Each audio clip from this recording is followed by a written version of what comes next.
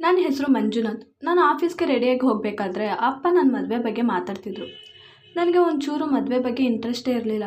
ನನ್ನ ಹತ್ರ ಕೇಳಿದ್ರು, ಹುಡುಗಿನ ನೋಡಿದ್ದೀನಿ ಮದುವೆ ಆಗೋಕ್ಕೆ ಅಂತ. ಆಗ ನಾನು ಹೇಳಿದೆ, ಏನು ಮೊದಲು ನೋಡಿದ ಹುಡುಗಿ ಸಾಕಾಗಲಿಲ್ಲ ಅಂತ ಈಗ ಮತ್ತೊಂದು ಹುಡುಗಿನ ನೋಡ್ತಾ ಇದ್ದೀರಾ ಅಂತ. ಆಗ ಅಪ್ಪ, ಅದು ಆ ಹುಡುಗಿ ಸರಿ ಇಲ್ಲ, ಮತ್ತು ಅವಳಿಗೋಸ್ಕರ ನೀನು ನಿನ್ನ ಜೀವನ ಹಾಳು ಮಾಡ್ಕೋಬೇಡ, ಬೇರೆ ಮದುವೆ ಆಗು ಅಂತ ಹೇಳಿದ್ರು. ಆಗ ನನಗೆ ಈಗಲೇ ಮದುವೆ ಆಗಲು ಇಷ್ಟ ಇಲ್ಲ ಅಂತ ಹೇಳಿದೆ. ಆಗ ಅಪ್ಪ, ಈಗಲೇ ನಿನ್ನ ಮದುವೆ ಆದರೆ ನೀನು ಆ ಹುಡುಗಿ ನೆನಪಲ್ಲೇ ಮರೆತೋಯ್ತೀಯ, ಅವಳ ಗುಂಗಲ್ಲೇ ಇರಬೇಡ ಅಂತ ಮದುವೆ ಬೇಗ ಮಾಡಿಸ್ತಾ ಇರೋದು. ಇನ್ನು ನಾವು ಹೀಗೆ ಇರ್ತೀವ ಹೇಳು, ಇನ್ನೇನು ಮಾತು ಬೇಡ, ಮದುವೆ ಮಾಡ್ಕೊ ಅಷ್ಟೇ ಅಂತ ಹೇಳಿದ್ರು. ಅಪ್ಪ ಯಾವಾಗಲೂ ಅವ್ರ ಮಾತೇ ಸಾಧಿಸ್ತಾಯಿದ್ರು. ನನಗೆ ಇಷ್ಟ ಇದೆಯೋ ಅಥವಾ ನಾನು ರೆಡಿಯಾಗಿದ್ದೇನೋ ಅಂತಲೂ ನೋಡಲ್ಲ. ಮೊದಲು ಹಾಗೆ ಅಪ್ಪನ ಫ್ರೆಂಡ್ ಮಗಳು ಅಪ್ಪನಿಗೆ ತುಂಬ ಇಷ್ಟ ಆದವಳು ಅಂತ ಅವಳನ್ನು ಮಗಳೇ ಅಂತ ಕೂಗ್ತಾಯಿದ್ರು. ಹಾಗೆ ನನ್ನ ಮಗನ ಮದುವೆ ಮಾಡಿಸಿದ್ರೆ ಅವ್ರ ಜೊತೆನ ಮಾಡಿಸ್ಬೇಕು ಅಂತ ಡಿಸೈಡ್ ಮಾಡಿದ್ರು. ಹಾಗೆ ಆ ಹುಡುಗಿ ನೋಡಲು ತುಂಬ ಚೆನ್ನಾಗಿದ್ಲು ಮತ್ತು ನನಗೂ ಅವಳು ಇಷ್ಟ ಆಗಿತ್ತು.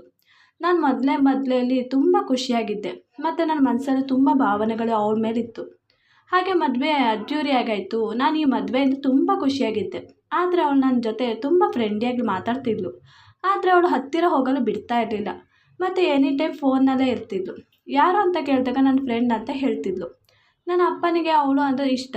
ಮತ್ತು ಒಂದಿನ ರೂಮಲ್ಲಿ ನಾನು ಆಫೀಸ್ಗೆ ಹೋಗಿದಾಗ ಅವಳು ಡೋರ್ ಕ್ಲೋಸ್ ಮಾಡದೆ ವೀಡಿಯೋ ಕಾಲ್ ಮಾಡಿ ಯಾರ ಜೊತೆನೋ ಮಾತಾಡ್ತಿದ್ಲು. ಆಗ ಅಮ್ಮ ಸಡನ್ನಾಗಿ ಹೋಗಿ ನೋಡಿದಾಗ ಅವಳು ವೀಡಿಯೋ ಕಾಲ್ದಲ್ಲಿ ಯಾವುದೋ ಹುಡುಗನಿಗೆ ಅಸಹ್ಯವಾಗಿ ತೋರಿಸ್ತಾ ಇದ್ಲು. ಇದನ್ನು ಕಂಡು ಅಮ್ಮನಿಗೆ ಒಂಥರ ಆಗಿ ಕೂಗಿ ಅಪ್ಪನಿಗೆ ಹೇಳಿದ್ರು. ಮತ್ತು ನನಗೆ ಆವಾಗಲೇ ಕಾಲ್ ಮಾಡಿ ಕೂಗಿದ್ರು, ಏನೋ ಅರ್ಜೆಂಟ್ ಇದೆ ಬಾ ಅಂತ. ಹಾಗೆ ನಾನು ಗಾಬರಿಯಾಗಿ ಹೋದೆ. ಅಲ್ಲಿ ಹೋಗಿ ನೋಡಿದಾಗ ಅಪ್ಪ ಮತ್ತು ಅಮ್ಮ ನನ್ನ ಹೆಂಡತಿಗೆ ಬೈತಾಯಿದ್ರು. ನಾನು ಯಾಕಮ್ಮ, ಯಾಕೆ ಹೀಗೆ ಇಬ್ಬರು ಬೈತಾ ಇದ್ದೀರಾ ಅವಳನ್ನು ಅಂತ ಕೇಳಿದೆ. ಆಗ ನೀನೇ ಕೇಳು ನಿನ್ನ ಹೆಂಡತಿನ, ಗನಾಂಧಾರ್ಯ ಕೆಲಸ ಏನು ಅಂತ ಹೇಳಿದ್ರು. ಆಗ ಅವಳು ನಾನು ಕೇಳಿದಾಗ ಏನು ಹೇಳ್ದೆ ತಲೆ ಬಗ್ಗಿಸಿದ್ಲು. ಮತ್ತು ಅಮ್ಮನ ಹತ್ರ ಏನು ಹೇಳಮ್ಮ ಅಂತ ಕೇಳಿದೆ. ಆಗ ಅಮ್ಮ ಹೇಳಿದ್ರು, ಅವಳು ಯಾವುದೋ ಹುಡುಗನ ಜೊತೆ ಸಂಬಂಧ ಮಾಡ್ಕೊಂಡಿದ್ದಾಳೆ ಅಂತ. ಆಗ ಏನಮ್ಮ ಹೇಳ್ತಾ ಇದ್ದೀಯಾ ಅಂತ ಹೇಳಿದೆ. ಆಗ ಅಮ್ಮ, ನಾನು ಕಣ್ಣಾಡಿ ನೋಡಿದ್ದೀನಿ, ಬೇಕಾದರೆ ನಾನು ಸುಳ್ಳು ಹೇಳ್ತಾ ಇದ್ದೀನಾ ಅಂತ ಕೇಳು ನಿನ್ನ ಹೆಂಡತಿಗೆ ಅಂತ ಹೇಳಿದ್ರು. ಆಗ ನಾನು ಅವಳ ಹತ್ರ ಕೇಳಿದೆ, ಅಮ್ಮ ನಿಜ ಹೇಳ್ತಿರೋದಾ ಅಂತ. ಆಗ ಹ್ಞೂ ಅಂತ ಹೇಳಿದ್ಲು. ಮತ್ತೆ ಹೇಳಿದ್ಲು, ನಾನು ಅವನನ್ನು ಮೊದಲಿಂದನೂ ಇಷ್ಟಪಟ್ಟಿದ್ದೆ. ಆದರೆ ನಿನ್ನ ಅಪ್ಪನ ಬಲವಂತದಿಂದ ನನ್ನ ಅಪ್ಪ ನನಗೆ ಇಷ್ಟ ಇಲ್ಲದಿದ್ದರೂ ನಾನು ಬೇರೆ ಹುಡುಗನನ್ನು ಇಷ್ಟಪಡ್ತಾ ಇದ್ದೀನಿ ಅಂತ ಗೊತ್ತಿದ್ದರೂ ನಿನ್ನ ಜೊತೆ ಮದುವೆ ಮಾಡಿಸಿದ್ರು. ಅದಕ್ಕೆ ನಾನು ನಿನ್ನ ಜೊತೆ ಹೆಂಡತಿ ಸಂಬಂಧ ಇದುವರೆಗೆ ಮಾಡಿಲ್ಲ. ಯಾಕೆಂದರೆ ನಾನು ತೀರ್ಮಾನ ಮಾಡಿದ್ದೀನಿ ಅವನ ಜೊತೆನೇ ಜೀವನ ಮಾಡಬೇಕು ಅಂತ. ಬೇಕಾದರೆ ಈಗಲೇ ನೀವು ಡೈವರ್ಸ್ ಕೊಡಿ, ನನಗೆ ಒಳ್ಳೆಯದಂತ ಹೇಳಿದ್ದು. ಅಪ್ಪ ಈಗಲೇ ಅವಳನ್ನು ಮನೆಯಿಂದ ಕಳಿಸಿ ಮತ್ತು ಡೈವರ್ಸ್ ಕೊಡು ಅಂತ ಹೇಳಿ ಹೊರಗಡೆ ಹಾಕಿದ್ರು. ನಾನು ಅವಳ ಹತ್ರ ಹೋಗೋದಕ್ಕೂ ಬಿಡಲಿಲ್ಲ. ಅಂದರೂ ನಾನು ಅವಳನ್ನು ಮನಸಾರೆ ಪ್ರೀತಿ ಮಾಡಿದ್ದೆ. ನನಗೆ ಅವಳನ್ನು ಮರೆಯೋಕ್ಕಾಗ್ತಾ ಇರಲಿಲ್ಲ. ಇದೆಲ್ಲ ಆಗಿ 1 ತಿಂಗಳು ಆಗಿಲ್ಲ, ಅಷ್ಟು ಬೇಗ ಅಪ್ಪ ಬೇರೆ ಹುಡುಗಿನ ನೋಡಿ ನನ್ನ ತಲೆ ತಿಂತಿದ್ದಾರೆ. ಅಮ್ಮ ಹೇಳಿದರು, ನೀವು ಅವ್ನ ಮೊದಲನೇ ಮದುವೆ ನಿಮ್ಮ ಇಷ್ಟದಂಗೆ ಮಾಡಿದ್ದೀರಾ, ಇನ್ನು 2ನೇ ಮದುವೆ ಹಾಗೆ ಆಗಲು ಬಿಡಲ್ಲ ನಾನು, ಹುಡುಗಿನ ನಾನು ನೋಡಬೇಕು ಅಂತ ಹೇಳ್ತಾಯಿದ್ರು. ಮತ್ತು ಹೇಳಿದ್ರು, ಅಷ್ಟು ಅರ್ಜೆಂಟ್ ಮಾಡಬೇಡಿ ಅಂತ. ಆಗ ಈ ಹುಡುಗಿ ತುಂಬ ಚೆನ್ನಾಗಿದ್ದಾಳೆ, ಇನ್ನು ಲೇಟ್ ಮಾಡಿದ್ರೆ ಇನ್ನು ಒಳ್ಳೆ ಹುಡುಗಿ ಸಿಗೋಲ್ಲ ಅಂತ ಹೇಳಿದ್ರು. ನಾನು ಯಾರು ಹೇಳಲಿ ನನ್ನ ಮನಸ್ಸಲ್ಲಿ ಏನಿದೆ ಮತ್ತು ಅವಳನ್ನು ಮರೆಯೋಕ್ಕೆ ಸ್ವಲ್ಪ ಟೈಮ್ ಬೇಕು ಅಂತ. ಎಲ್ಲರೂ ಅಂತಾರೆ ಹೆಣ್ಮಕ್ಳು ದುಃಖ ಮರೆಯೋಕ್ಕೆ ಸ್ವಲ್ಪ ಟೈಮ್ ಹಿಡಿಯುತ್ತೆ ಅಂತ, ಆದರೆ ಗಂಡ್ಮಕ್ಳು ಹಾಗೆ ಇಲ್ಲ ಅಂತ. ಆದರೆ ಹಾಗಲ್ಲ, ಹೆಣ್ಮಕ್ಳು ಬೇಗ ಬೇರೆಯವರ ಜೊತೆ ಮಿಂಗಲ್ ಆಗ್ತಾರೆ. ಆದರೆ ಗಂಡ್ಮಕ್ಳು ಏನಾದರೂ ಆದರೆ ಅದೇ ಗುಂಗಲ್ಲಿ ಊಟ ತಿಂಡಿ ಮಾಡದೇ ಇರ್ತಾರೆ. ಅದು ಇವರಿಗೆ ಹೇಗೆ ಎಕ್ಸ್ಪ್ಲೇನ್ ಮಾಡೋದು ಅಂತ ಸುಮ್ಮನೆ ಇದ್ದೆ. ನಾನು ಹುಡುಗಿಯನ್ನು ನೋಡೋಕ್ಕೆ ಹೋಗಲಿಲ್ಲ. ಅಮ್ಮ ನೋಡ್ಕೊಂಡು ಬಂದು, ಹುಡುಗಿ ಚೆನ್ನಾಗಿದ್ದಾಳೆ, ಅದು ಅಲ್ಲದೆ ತುಂಬ ಸಂಸ್ಕಾರಿ ಅನಿಸುತ್ತೆ, ಯಾಕೆ ಅಂತ ಕೇಳಿದೆ. ಆಗ ಅವಳು ಶಾಲ್ನಿಂದ ಮೈಯನ್ನು ಮುಚ್ಕೊಂಡಿದ್ಲು. ನೀನೇ ಹೇಳು, ಇವತ್ತಿನ ಕಾಲದಲ್ಲಿ ಇಷ್ಟು ಸಂಸ್ಕಾರಿ ಹುಡುಗಿ ಎಲ್ಲಿ ಸಿಗ್ತಾಳೆ ಅಂತ. ನಾನು ಏನೇ ಹೇಳಿದ್ರು ನನ್ನ ಮನಸ್ಸಲ್ಲಿ ನನ್ನ ಮೊದಲನೇ ಹೆಂಡತಿನೇ ಇದ್ಲು. ಹಾಗೆ ಮದುವೆ ತಯಾರಿ ಎಲ್ಲ ನಡೀತಾ ಇತ್ತು. ನಾನು ಯಾರ್ದೋ ಮದುವೆ ಆಗ್ತಾ ಇದೆಯೋ ಹಾಗೆ ಇದ್ದೆ. ನನ್ನ ಅಕ್ಕನಿಗೆ ಅಪ್ಪ ಕಾಲ್ ಮಾಡಿ ಹೇಳಿದ್ರು. ಆಗ ಅಕ್ಕ, ಅಮ್ಮ ಈಗ ಬರೋಕ್ಕಾಗಲ್ಲ, ಅದು ಅವ್ನ ಮದುವೆಯಾಗಿ 1 ತಿಂಗಳಾಗಿಲ್ಲ, ಮೊದಲೇ ಆ ಮದುವೆಗೆ ಅಷ್ಟು ರಜೆ ತಗೊಂಡಿದ್ದೀನಿ, ಇನ್ನು ಈಗ ರಜೆ ಮಾಡಿದ್ರೆ ಸರಿಯಾಗಲ್ಲ. ಮತ್ತು ಇವ್ರು ಹೇಳ್ತಾ ಇದ್ದಾರೆ, ಇದೇ ಆಯಿತು ನಿನ್ನ ತಮ್ಮನಿಗೆ ತಿಂಗಳು ಮದುವೆ ಆಗೋದು ಅಂತ, ಇನ್ನು ಕೇಳಿದ್ರೆ ಬೈತಾರೆ ಅಂತ. ಆಗ ಅಪ್ಪ ಅದಕ್ಕೂ ಬೈಯಲು ಸ್ಟಾರ್ಟ್ ಮಾಡಿದ್ರು. ಹೇಳಿದ್ರು, ಬರಲಿಲ್ಲ ಅಂದರೆ ಬಿಡು, ಅವಳಿಲ್ಲ ಅಂದರೆ ಮದುವೆ ಆಗಲ್ವಾ ಅಂತ. ಆಗ ಅಮ್ಮ, ಅಯ್ಯೋ ಬಿಡ್ರಿ, ಅವಳು ಇನ್ನೊಂದು ಮನೇಲಿ ಜೀವನ ಮಾಡ್ತಾ ಇದ್ದಾಳೆ, ಅವಳಿಗೆ 100 ಇರುತ್ತೆ, ಅವಳು ಅದೆಲ್ಲ ಅಡ್ಜಸ್ಟ್ ಮಾಡ್ಕೊಂಡು ಹೋಗ್ಬಾರ್ದಾ ಅಂತ ಹೇಳಿದ್ರು. ಆಗ ಸುಮ್ಮನೆ ಆದರು. ಮತ್ತು ಮದುವೆ ದಿನ ಬಂತು.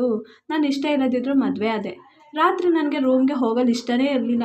ನನ್ನ ಹಾಲ್ನಲ್ಲೇ ಇದ್ದೆ ಮತ್ತು ಅಲ್ಲೇ ಮಲ್ಕೊಳ್ಳೋದಾ ಅಂತ ಡ್ರೆಸ್ ಎಲ್ಲ ಚೇಂಜ್ ಮಾಡ್ತಾ ಇದ್ದೆ.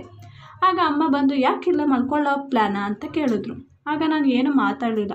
ಆಗ ಅಮ್ಮ ಹೇಳಿದ್ರು, ನೀನು ಮಧ್ಯಾಹ್ನ ಅವಳ ಜೊತೆ ಕೂತು ಊಟ ಮಾಡೋದಿದ್ದಕ್ಕೆ ಎಲ್ಲರೂ ಒಂದೊಂದು ಮಾತಾಡ್ತಿದ್ರು. ಪಾಪ ಆ ಹುಡುಗಿ ಒಂದು ತುತ್ತು ಊಟ ಮಾಡಲಿಲ್ಲ. ಈಗಲೂ ಹೊಟ್ಟೆ ಸೇರಿಲ್ಲ ಅಂತ ಮಲಗಿದ್ದಾಳೆ. ನಿನ್ನ ಕಾಯ್ತಾ ಇರ್ಬೋದು, ಹೋಗೋ ಅಂತ ಹೇಳಿದ್ರು. ಆಗ ಮನಸ್ಸಿಲ್ಲದಿದ್ದರೂ ಹೋದೆ. ಅವಳು ತಲೆ ಬಗ್ಗಿಸಿ ಕೂತಿದ್ಳು ಮತ್ತು ನಾನು ಹೋಗಿ ಸೋಫಾದಲ್ಲಿ ಮಲ್ಕೊಂಡೆ. ಅವಳು ಅಲ್ಲಿಂದ ಎದ್ದು ವಾಶ್ರೂಮ್ಗೆ ಹೋದಳು ಮತ್ತು ತುಂಬ ವ್ಯಾಮಿಟ್ ಮಾಡ್ತಾ ಇದ್ಳು. ನಾನು ಅವಳು ಹೊರಗಡೆ ಬಂದಾಗ ಒಂದು ಮನುಷ್ಯತ್ವದಿಂದ ಕೇಳಿದೆ, ಏನಾಯಿತು ಅಂತ. ಆಗ ಅದು ನಾನು ಮಧ್ಯಾಹ್ನ ಊಟ ಮಾಡಿದ್ನಲ್ಲ, ಅದು ಸರಿಯಾಗಲಿಲ್ಲ, ಹಾಗೆ ಅನಿಸುತ್ತೆ ಅಂತ ಹೇಳಿದ್ಲು. ನಾನು ಕೇಳಿದೆ, ಓ ಮಧ್ಯಾಹ್ನ ಚೆನ್ನಾಗಿ ಊಟ ಮಾಡಿದ್ದೀಯೇನೋ ಅಂತ. ಆಗ ಹಾಂ ಅಂತ ಹೇಳಿದ್ಲು. ಮತ್ತೆ ಹೇಳಿದ್ಲು, ನನಗೆ ಸುಸ್ತಾಗಿದೆ, ಹೋಗಿ ಮಲ್ಕೊಳ್ಳ ಅಂತ. ಆಗ ಹ್ಞೂ ಅಂದೆ. ಒಂದು ಡೌಟು, ಅವಳು ಊಟನೇ ಮಾಡಿಲ್ಲ ಅಂತ ಅಮ್ಮ ಹೇಳಿದರು. ಮತ್ತೆ ಯಾಕೆ ಅವಳು ಸುಳ್ಳು ಹೇಳ್ತಾ ಇದ್ದಾಳೆ? ಮತ್ತು ವಾಮಿಟ್ ಅದರಲ್ಲೂ ಸ್ವಲ್ಪ ಡೌಟೇ ಇತ್ತು. ಮಾರನೇ ದಿನ ನಾನು ನನ್ನ ಪಾಡಿಗೆ ಆಫೀಸ್ಗೆ ಹೋಗೋಕ್ಕೆ ರೆಡಿ ಆಗ್ತಾ ಇದ್ದೆ. ಅವಳು ಬೆಳಗ್ಗೆ ಎದ್ದ ತಕ್ಷಣ ವಾಮಿಟ್ ಮಾಡ್ಕೋತಾ ಇದ್ಲು. ಮತ್ತು ಏನಾಯಿತು ಅಂತ ಕೇಳಿದಾಗ ಗಾಬರಿ ಮಾಡಿಕೊಂಡು ಏನಿಲ್ಲ ಅಂತ ಹೇಳಿದ್ಲು. ಮತ್ತು ಯಾವಾಗ ನೋಡಿದ್ರು ಒಂದು ಶಾಲ್ನಿಂದ ಅವಳ ಮೈಯನ್ನು ಮುಚ್ಕೋತಿದ್ಲು. 2 ದಿನ ಆದಮೇಲೆ ಅಮ್ಮ ಅವಳ ಜೊತೆ ಬಂದು ಕೆಲಸ ಮಾಡು ಅಂತ ಹೇಳಿದ್ರು. ಅಡುಗೆ ಮನೆಯಲ್ಲಿ ಕರೆದ್ರು. ಆಗ ಅಪ್ಪ ಓಡಿ ಬಂದು, ನಿನಗೆ ಏನು ಅರ್ಜೆಂಟಾ? ಅವಳು ಇನ್ನು ಮದುಮಗಳು, ಅವಳಿಗೆ ಸ್ವಲ್ಪ ರೆಸ್ಟ್ ಸಿಗಲಿ, ಮತ್ತು ನೀನು ಕೆಲಸ ಮಾಡು. ಅವಳ ಕೈಯಲ್ಲಿ ಯಾಕೆ ಮಾಡ್ಸೋಕ್ಕೆ ನೋಡ್ತಾ ಇದ್ದೀಯಾ? ನಿನಗೆ ಕಾಣ್ತಾ ಇಲ್ವಾ ಅವಳು ಹೇಗೆ ವೀಕ್ ಆಗಿದ್ದಾಳೆ ಅಂತ? ಆಗ ನನಗೆ ಅನಿಸ್ತು, ನಾನೇ ಅವಳ ಸೈಡ್ ತೆಗೆದು ಅಪ್ಪ ಯಾಕೆ ಹೀಗೆ ಅವಳ ಸೈಡ್ ತಗೊಂಡು ಮಾತಾಡ್ತಾ ಇದ್ದಾರೆ ಅಂತ ಅನಿಸ್ತಾ ಇತ್ತು. ಮತ್ತು ಅಮ್ಮ ಅದು ಅಂತ ಹೇಳೋಕ್ಕೆ ಬಂದಾಗ ಅಪ್ಪ ಕೋಪದಿಂದ ನೋಡಿದ್ರು. ಆಗ ಅಮ್ಮ ತಲೆ ಬಗ್ಗಿಸಿ ಹೊರಟೋದ್ರು. ಅಪ್ಪ ಅವಳನ್ನು, ಸೌಮ್ಯ ನೀನು ಹೋಗು ರೆಸ್ಟ್ ತಗೋ ಅಂತ ಹೇಳಿ ಕಳಿಸಿದ್ರು. ನನಗೆ ಏನೋ ಡೌಟು.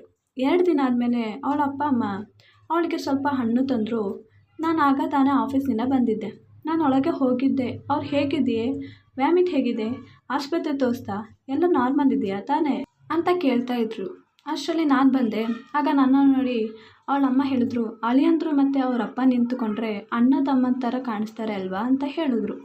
ನಾನು ಏನು ಹೇಳ್ದೆ ಹೊರಟೋದೆ. ಹೌದು, ಅಪ್ಪ ಇಷ್ಟು ಏಜ್ ಆಗಿದ್ರು ಹ್ಯಾಂಡ್ಸಮ್ ಆಗಿ ಕಾಣ್ತಿದ್ರು ಮತ್ತು ಅದೇ ಥರ ಡ್ರೆಸ್ ಕೂಡ ಹಾಕೋತಿದ್ರು. ಮತ್ತು ನನಗೆ ಮನಸ್ಸಲ್ಲಿ ಅವರು ಏನು ಹೇಳ್ತಾ ಇದ್ದದ್ದು, ಏನು ನಾರ್ಮಲ್ ಇದೆ ಅಂತ ಕೇಳ್ತಿದ್ರು ಅಂತ ಅನಿಸ್ತಾ ಇತ್ತು. ಮತ್ತು ಅವಳು ಮದುವೆ ಆದಮೇಲಿಂದ ಯಾವಾಗ ನೋಡಿದ್ರು ವಾಮಿಟ್ ಮತ್ತು ಸುಸ್ತು ಅಂತ ರೂಮ್ನಿಂದ ಆಚೆನೂ ಬರ್ತಾ ಇರಲಿಲ್ಲ. ಮತ್ತು ನಾನು ಹಾಗೆ ಮಾಡೋದ್ರಿಂದ ಅವಳಿಗೆ ಏನು ಬೇಜಾರಾಗ್ತಾನೂ ಇರಲಿಲ್ಲ. ಮತ್ತು ಅವಳು ಒಂದು ಸಲನೂ ನೀವು ಯಾಕೆ ಹಾಗೆ ಮಾಡ್ತಾಯಿದ್ದೀರಿ ಅಂತ ಕೇಳಿದ್ಲೂ ಇಲ್ಲ. ಅವಳು ನನ್ನ ಮುಂದೆ ನಿಂತು ಕೂತ್ಕೋತಾನೇ ಇರಲಿಲ್ಲ. ಮತ್ತು ಯಾವಾಗ ನೋಡಿದ್ರು ಒಂದು ಶಾಲ್ನಿಂದ ಮುಚ್ಕೋತಿದ್ಲು ಅವಳ ಮೈಯನ್ನು. ಮತ್ತು ಮಲಗಬೇಕಾದ್ರೆ ಇವಾಗ ಸ್ವೆಟರ್ ಹಾಕ್ಕೊಳ್ಳೋಕ್ಕೆ ಸ್ಟಾರ್ಟ್ ಮಾಡಿದ್ಲು. ಅದು ಬೇಸಿಗೆ ಕಾಲದಲ್ಲೂ ಹಾಕ್ಕೊಂಡು ಫ್ಯಾನ್ ಹಾಕೋತಿದ್ಲು. ಅಮ್ಮ ಮಾರ್ಕೆಟ್ಗೆ ಹೋಗಿದ್ರು. ಆಗ ಅಮ್ಮ ಅವಳ ಜೊತೆ ಹೇಳಿದ್ರು, ನಾಷ್ಟ ಮಾಡಿ ಮಡಗಿದ್ದೀನಿ, ಅವನಿಗೆ ಕೊಟ್ಬಿಡು ಅಂತ. ಆಗ ಅವಳು ಕೊಡ್ತಿದ್ಲು ಮತ್ತು ಮೈಯನ್ನು ಶಾಲ್ನಿಂದ ಮುಚ್ಕೊಂಡಿದ್ಲು. ಆಗ ನಾನು ಅವಳು ಯಾಕೆ ಯಾವಾಗ ನೋಡಿದ್ರು ಅವಳನ್ನು ಮುಚ್ಕೋತಾಳೆ ಅಂತ ಆ ಶಾಲನ್ನು ತೆಗೆದು ಎಸೆದೆ. ಮತ್ತು ನಾನು ಅವನ ಗಂಡ, ಅದನ್ನು ಮಾಡಲು ನನಗೆ ಅಧಿಕಾರ ಇತ್ತು. ನೋಡಿದಾಗ ಅವಳು ಹೊಟ್ಟೆ ಮುಂಭಾಗಕ್ಕೆ ಇತ್ತು. ನನ್ನ ಡೌಟ್ ನಿಜ ಆಗಿತ್ತು. ಆಗಲೇ ಅಪ್ಪ ಹೊರಗಡೆ ಹೋಗಿದ್ರು. ನಾನು ಬರಲಿ ಅಂತ ಕಾಯ್ತಾ ಕೂತಿದ್ದೆ. ಅಪ್ಪ ಅಮ್ಮ ಇಬ್ಬರು ಮೊದಲೇ ಬಂದಿದ್ದರು. ನಾನು ಹೊರಗಡೆ ಹೋಗಿದ್ದಾಗ ನಾನು ಹೇಳೋಕ್ಕೆ ಬರ್ತಾ ಇದ್ದೆ. ಆಗ ಅಪ್ಪನೇ, ನೀನು ಯಾಕೆ ಹಾಗೆ ಮಾಡಿದ್ದೀಯಾ ಅವಳ ಜೊತೆ, ನಿನಗೆ ಈ ಸ್ಥಿತಿಯಲ್ಲಿ ಹಾಗೆ ಮಾಡೋಕ್ಕೆ ಅನಿಸ್ತಾ ಇಲ್ವಾ ಅಂತ ಕೇಳಿದ್ರು. ಆಗ ಅಪ್ಪ, ನೀವೇನು ಹೇಳ್ತಾ ಇದ್ದೀರಿ ಅಂದೆ. ಆಗ ಸೌಮ್ಯ ಜೊತೆ ನೀನು ಬೆಳಗ್ಗೆ ಅಸಭ್ಯವಾಗಿ ವರ್ತನೆ ಮಾಡಿದ್ದೀಯಾ ಅಂತ ಕೇಳಿದ್ರು. ಆಗ ಓ, ನಿಮಗೆ ಎಲ್ಲ ಹೇಳಿಬಿಟ್ಟಿದ್ದಾಳ, ಹಾಗೆ ಮಾಡಿದ್ದಕ್ಕೆ ನನಗೆ ನಿಜ ಗೊತ್ತಾಗಿದ್ದು, ಅವಳು ಪ್ರೆಗ್ನೆಂಟ್ ಆಗಿದ್ದಾಳೆ ಅಂತ ಹೇಳಿದೆ. ಆಗ ಅಪ್ಪ, ಇದರಲ್ಲಿ ಏನಿದೆ, ಮದುವೆ ಆದಮೇಲೆ ಪ್ರೆಗ್ನೆಂಟ್ ಆಗದೆ ಮತ್ತೆ ಏನಾಗ್ತಾರೆ ಹೇಳು. ಆಗ ನಾನು, ಅದು ನನ್ನ ಮಗು ಅಲ್ಲ ಅಪ್ಪ ಅಂತ ಹೇಳಿದೆ. ಆಗ ಅಪ್ಪ, ನಿನಗೆ ನಾಚಿಕೆ ಆಗಲ್ವಾ, ನಿನ್ನ ಮಗುನ ನನ್ನ ಮಗು ಅಲ್ಲ ಅಂತೀಯ. ಇನ್ನು ಹೊರಗಡೆ ಈ ವಿಷಯ ಗೊತ್ತಾಗಬಾರ್ದು, ಗೊತ್ತಾದರೆ ನಮ್ಮ ಮಾನ ಮರ್ಯಾದೆ ಹೋಗುತ್ತೆ ಅಷ್ಟೇ. ಅದು ಅಲ್ಲದೆ ಅವಳನ್ನು ತಪ್ಪಾಗಿ ತಿಳ್ಕೊತಾರೆ ಅಪ್ಪ, ಅದು ಅಂತ ಹೇಳಕ್ಕೆ ಬಂದೆ. ಆಗ ಅಪ್ಪ, ಅದೂ ಅಲ್ಲ ಇದೂ ಅಲ್ಲ, ಏನೂ ಇಲ್ಲ, ಇನ್ನು ಮುಂದೆ ಈ ಥರ ವಿಷಯ ಈ ಮನೇಲಿ ಮಾತಾಡಬಾರ್ದು, ಮತ್ತು ಅವಳಿಗೆ ಟಾರ್ಚರ್ ಕೂಡ ಕೊಡಬಾರ್ದು ಅಂತ ಹೇಳಿಬಿಟ್ಟಿದ್ರು. ನಾನು ಸುಮ್ಮನೆ ಆದೆ. ಅವಳ ಹೊಟ್ಟೆ ತುಂಬ ದಪ್ಪ ಇತ್ತು. ಅನ್ನಿಸ್ತಾ ಇತ್ತು ಅವಳ ಮದುವೆಗೂ ಮುಂಚೆನೇ 3 ತಿಂಗಳಾಗಿತ್ತು ಏನೋ ಅಂತ ಅಂದ್ಕೊಂಡೆ. ಇನ್ನೇನು ಬೇಗ ಡೆಲಿವರಿ ಆಗುತ್ತೆ, ಅಷ್ಟು ಬೇಗ ಡೆಲಿವರಿ ಆದರೆ ಅಪ್ಪನಿಗೆ ಗೊತ್ತಾಗ್ಬೋದು ಅಂತ ಅಂದ್ಕೊಂಡಿದ್ದೆ. ಹಾಗೆ ಒಂದು 3 ತಿಂಗಳಾದಮೇಲೆ ಡೆಲಿವರಿ ಆಗಿತ್ತು. ನಮ್ಮ ಮದುವೆಗೆ 6 ತಿಂಗಳಾಗಿದ್ದಷ್ಟೇ. ಆಗ ಅಪ್ಪ ನನ್ನ ಮೊಮ್ಮಗ 7 ತಿಂಗಳಲ್ಲೇ ಹುಟ್ಟಿದ್ದಾನೆ ಅಂತ ಎಲ್ಲರಿಗೂ ಹೇಳ್ತಾಯಿದ್ರು. ಆದರೆ ಅಮ್ಮನಿಗೆ ಸರಿ ಅನಿಸ್ತಾ ಇರಲಿಲ್ಲ. ಆದರೂ ಅಪ್ಪನ ಮುಂದೆ ಏನು ಹೇಳೋಕ್ಕಾಗಲ್ಲ ಅಂತ ಸುಮ್ಮನೆ ಇದ್ದರು. ಆದರೆ ನಾನು ಸುಮ್ಮನೆ ಇರಲಿಲ್ಲ. ನಾನು ಆ ಮಗು DNA ಟೆಸ್ಟ್ ಮಾಡಿಸಿದಾಗ ಅದನ್ನು ನೋಡಿ ಶಾಕ್ ಆಗಿ ನಿಂತಿದ್ದೆ. ಮತ್ತು ಇದು ಬೇಕು ಅಂತಲೇ ಪ್ಲ್ಯಾನ್ ಮಾಡಿ ಅಪ್ಪ ನನ್ನ ಜೊತೆ ಇವಳನ್ನು ಮದುವೆ ಮಾಡಿಸಿದ್ದು ಅಂತ ಗೊತ್ತಾಗಿತ್ತು.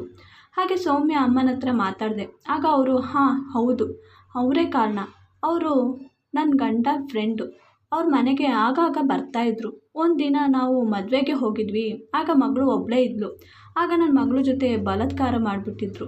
ಇದು ಪೊಲೀಸ್ ಕೇಸ್ ಆಗುತ್ತೆ ಅಂತ ಹೀಗೆಲ್ಲ ಪ್ಲ್ಯಾನ್ ಮಾಡಿ ನಿನ್ನ ಜೊತೆ ಮದುವೆ ಮಾಡಿಸಿದ್ದು ಅಂತ ಹೇಳಿದ್ರು. ಮತ್ತು ನಾನು ಇದನ್ನು ನಮ್ಮ ಅಮ್ಮನಿಗೆ ಹೇಳಿದೆ. ಅಮ್ಮ, ಈ ಮಗು ನಂದಲ್ಲ ಅಮ್ಮ, ಇದು ನಮ್ಮ ಅಪ್ಪಂದು. ಮತ್ತು ಅವ್ರು ಬಲಾತ್ಕಾರ ಮಾಡಿ ಅವ್ರ ತಪ್ಪನ್ನು ಮುಚ್ಚಿ ಹಾಕಲು ಅವ್ರ ಸೌಮ್ಯನ ಜೊತೆ ನಾನು ಮದುವೆ ಮಾಡಿಸಿದ್ದು ಮತ್ತು ನಮ್ಮ ಮುಂದೆ ಇಷ್ಟೆಲ್ಲ ನಾಟಕ ಮಾಡಿದ್ದು ಅಂತ ಹೇಳಿದ್ರೆ. ಆಗ ಅಮ್ಮ ದುಃಖ ತಾಳಲಾರದೆ ಅಲ್ಲೇ ಕೂತ್ಕೊಬಿಟ್ಟಿದ್ರು. ಆದರೆ ಇದರಲ್ಲಿ ತಪ್ಪು ಇರಲಿಲ್ಲ. ಆದರೆ ನನಗೆ ಅವ್ರ ಜೊತೆ ಜೀವನ ಮಾಡಲು ಇಷ್ಟ ಇರಲಿಲ್ಲ. ಹಾಗೆ ಅವಳಿಗೆ ಡೈವರ್ಸ್ ಕೊಟ್ಟು ನಾನು ನಮ್ಮ ಅಮ್ಮನ ಕರ್ಕೊಂಡು ಬೇರೆ ಮನೆ ಮಾಡಿಕೊಂಡು ಅಪ್ಪನನ್ನು ಬಿಟ್ಟು ಜೀವನ ಮಾಡ್ತಾ ಹೋಗ್ತಾ ಇದ್ದೀವಿ. ಈ ವಿಡಿಯೋ ಇಷ್ಟವಾದಲ್ಲಿ ಪ್ಲೀಸ್ ಲೈಕ್ ಆ್ಯಂಡ್ ಸಬ್ಸ್ಕ್ರೈಬ್ ಮಾಡಿ.